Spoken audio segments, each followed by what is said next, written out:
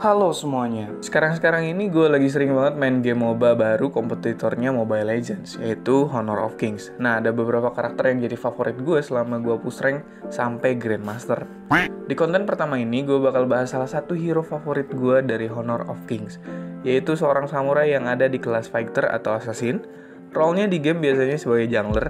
Karakter dari Honor of Kings ini berasal dari tokoh yang ada di dunia nyata, bahkan nama yang dipakai juga sama. Jadi mari kita bahas Miyamoto Musashi.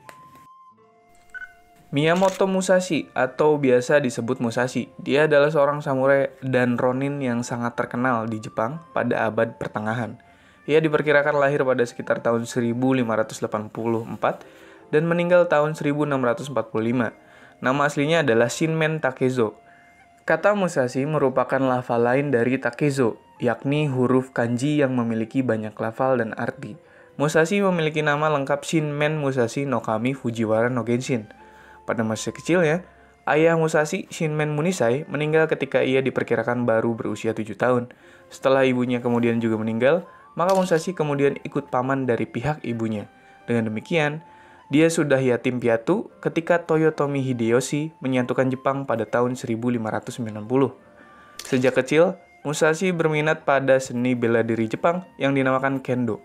Kendo adalah seni bermain pedang yang diwariskan secara turun-temurun di negara Jepang sejak era peperangan, yang kini menjadi suatu bentuk modernisasi dari yang sebelumnya diperuntukkan untuk combat, menjadi lebih mengarah kepada seni olahraga.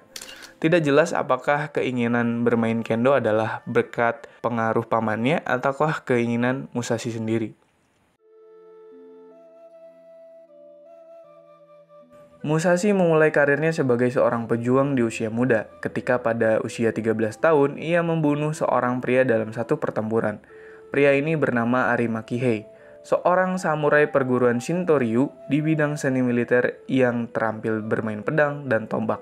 Musashi mengalahkannya dengan cara melemparnya ke tanah dan memukulnya dengan tongkat, sehingga musuhnya tersebut mati berlumuran darah. Ketika ia berusia 16 tahun, Musashi mengalahkan lawan berikutnya. Dan sejak saat itu, ia kabur dari rumah dan terlibat dalam berbagai kontes pertarungan dan perperangan, sampai ia berusia 50 tahun. Musashi tumbuh dalam masa perubahan besar di Kekaisaran Jepang. Kekaisaran ini bergejolak dengan perang feodal.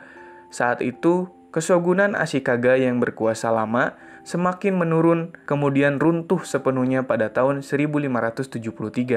Pada tahun 1600, Kekaisaran Jepang terbagi menjadi dua kubu. Kubu di timur yang mendukung Tokugawa Ieyasu, pendiri kesogunan terakhir, sedangkan kubu di barat mendukung Toyotomi Hideyori.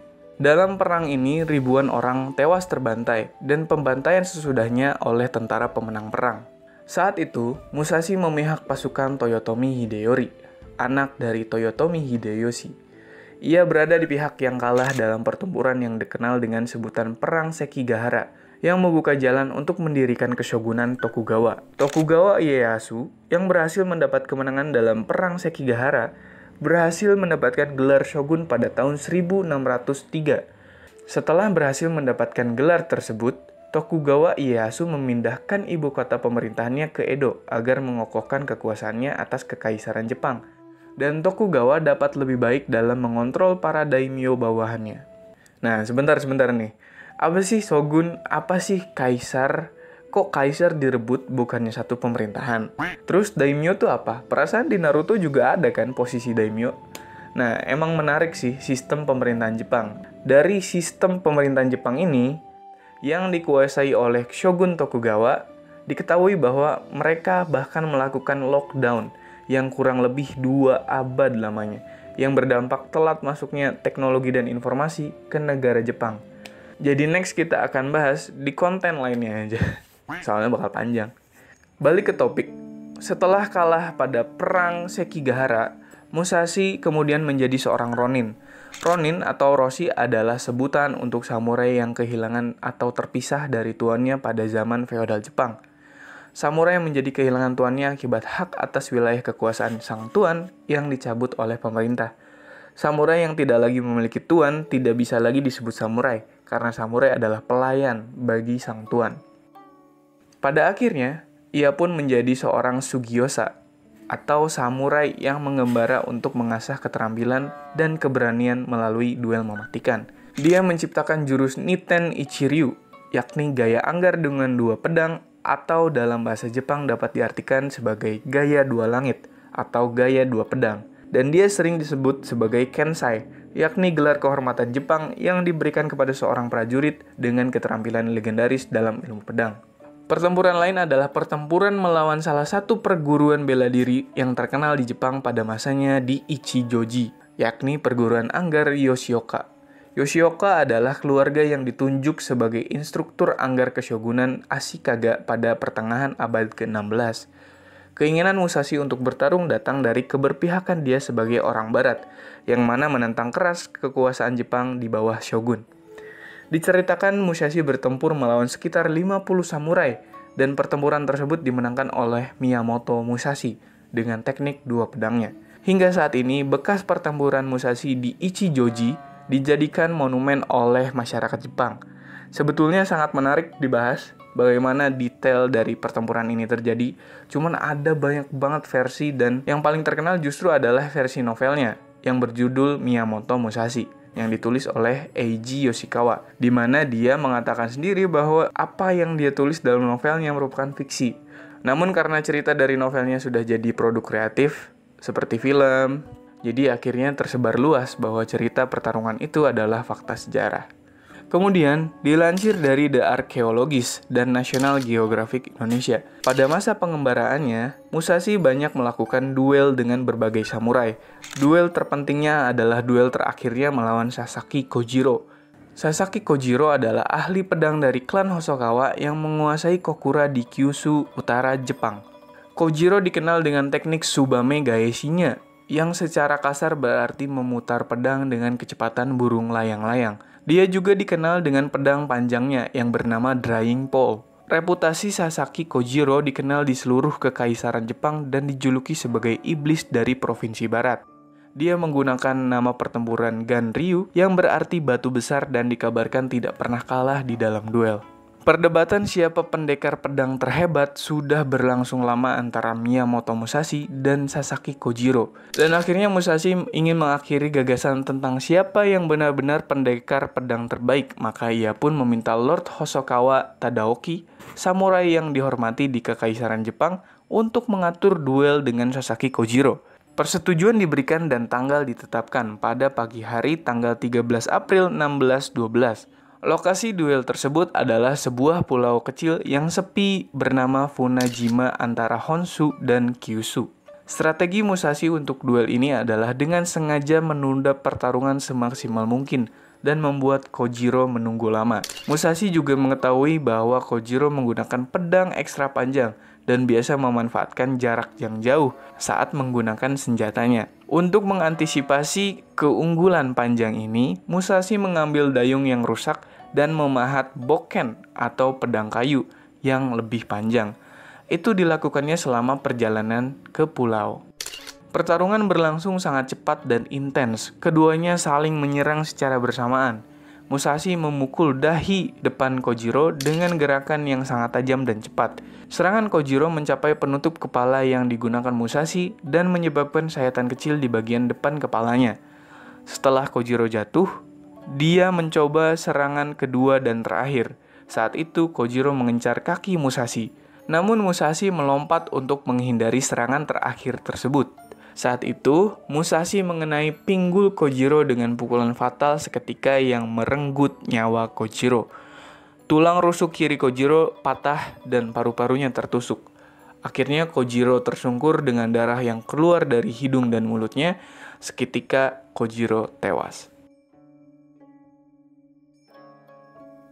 Nah, ketika samurai terbesar telah disingkirkan, inilah momentum untuknya menunggukan kekuasaan. Tapi yang terjadi pada Musashi justru sebaliknya. Ada kesadaran yang tiba-tiba hadir. Ketika kekuatan di luar dirinya telah ditundukkan, dia menyadari ada kekuatan yang lebih besar yang selama ini terbiarkan, yaitu dirinya sendiri. Pertarungan hidup dan mati melawan Sasaki Kojiro membuat Musashi pensiun dari dunia duel samurai. Kemudian dia mendirikan sebuah perguruan yang bernama Hyoho Niten Ichiryu. Sekolah ini mengajarkan gaya ilmu pedang Jepang klasik yang disusun oleh Miyamoto Musashi. Hyoho Niten Ichiryu terutama dikenal karena teknik dua pedang yakni katana dan wakizashi atau pedang kayu dalam seni bela diri Kenjutsu. Akhirnya, ahli pedang itu menjadi guru seni bela diri dan menganut filosofi Buddhisme Zen. Dia juga serius berlatih seni bela diri, menekuni kaligrafi, dan melukis. Dia pada kenyataannya menjadi samurai yang ideal, bahkan sebagai sarjana, seniman, dan ahli pengendalian diri. Pada tahun 1643, Musashi berusia sekitar 59 tahun.